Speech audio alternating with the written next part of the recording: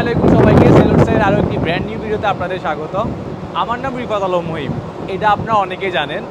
আমি একজন নাবিক, সেটা অনেকে জানেন। এবং এর পাশাপাশি আমার আরেকটা পরিচয় আছে, সেটা হলো আমি একজন মুসাফির। বছরের অর্ধেক সময় যতদিন আমি জাহাজে থাকি ততদিন আমি মুসাফির হিসেবে থাকি।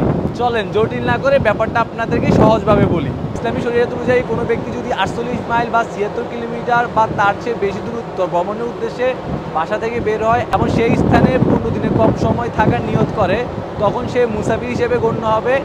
এবং সে ভ্রমণকালীন সময়ে মুসাফির থাকা অবস্থায় সে কসরের সালাত বা মুসাফিরের সালাত আদায় করবে। আমি আমার ভিডিও কমেন্ট বক্সে একদিন এক ভাইকে বলেছিলাম আমরা মুসাফির, তখন তিনি আমাদের বললেন আমরা কীভাবে মুসাফির হই। যেহেতু মুসাফিরের শর্ত হলো 15 দিনের কম সময়ের জন্য সে ভ্রমণ করবে।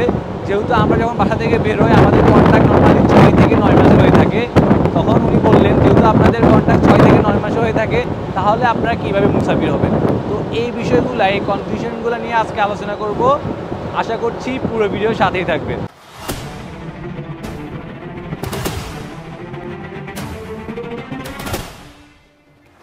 এখানে মুসাফিরের যে শর্ত, সেখানে দুইটা বিষয় আছে। একটা হলো দূরত্ব, আরেকটা হলো সময়। যেহেতু আমরা বাংলাদেশ ছেড়ে এখন অনেক দূরে আছি, সো দূরত্ব নিয়ে কোনো কনফিউশন নাই। কনফিউশন থাকে সময় নিয়ে। যেহেতু এখানে বলা আছে যে 15 দিনের কম সময় থাকতে হবে, কিন্তু আমাদের কন্ট্রাক্টটা নর্মালি 6 থেকে 9 মাসের হয়ে থাকে। যেহেতু দীর্ঘ সময়ের জন্য আমরা বের হই, তাহলে আমরা কীভাবে মুসাফির হয়ে থাকি আমি আপনাদেরকে বিষয়টা সহজভাবে বলছি। এখানে 15 দিন বা তার চেয়ে কম সময়ের কথা বলা আছে। নর্মালি আমরা যদি আমাদের কথা বলি, আমরা কোনো দেশে আসলে 15 দিনের বেশি থাকি না। এমন কোনো দেশে আমরা কতদিন থাকবো আসলে সেটা ফিক্সড না। আমার কোম্পানি থেকে কল দেওয়া হয়েছিল জাহাজে জয়েন করার জন্য। আমাকে বলা হয়েছিল যে আমি চীন থেকে জয়েন করব। তা আমি যখন বাসা থেকে বের হই, আমি জানি আমি চীন থেকে জয়েন করব, কিন্তু ততক্ষণ পর্যন্ত আমি জানতাম না চীনের পরে আমার জাহাজ কোথায় যেতে পারে। তারপর যখন চীনে জয়েন করলাম, 2 দিন আগে জানতে পারি আমার জাহাজ অস্ট্রেলিয়া যাবে। অস্ট্রেলিয়া যাওয়ার পর অস্ট্রেলিয়া যখন জানি অস্ট্রেলিয়া থেকে লোড করে চীনে আসবো। তারপর আমরা যখন চীনে আসি, তারপরও আমরা জানতাম না যে আসলে আমাদের জাহাজ পরবর্তীতে কোথায় যাবে।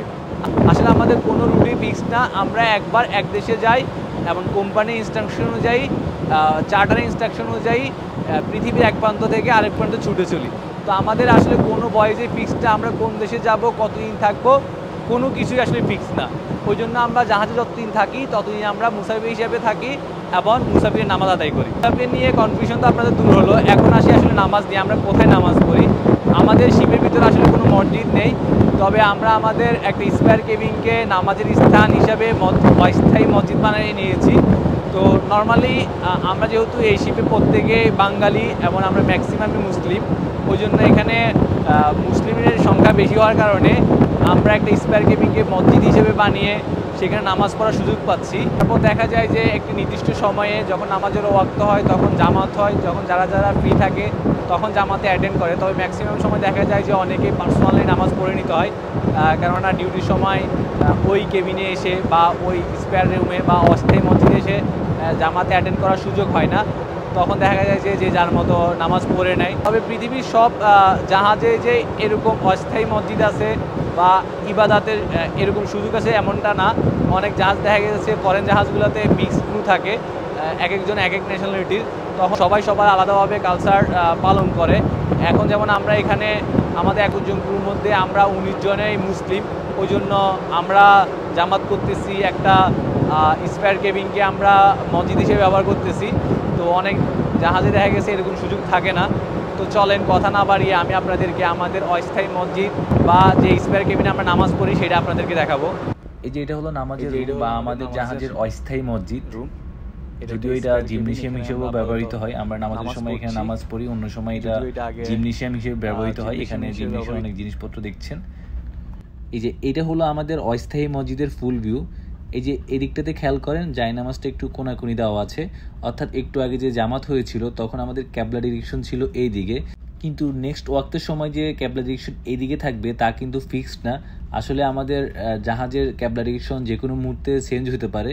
তো কেন বা জাহাজের ক্যাবলা ডিরেকশন চেঞ্জ হয় এ নিয়ে আমি পরবর্তী ভিডিওতে আলোচনা করব। আশা করছি আপনারা সেই ভিডিওটিও দেখবেন। আমাদের ক্ষেত্রে প্রতি ওয়াক্তের আগে আমাদের নামাজের সময়সূচি নিয়ে এবং আমাদের ক্যাবলা ডিরেকশন নিয়ে অনেক চিন্তা করতে হয়।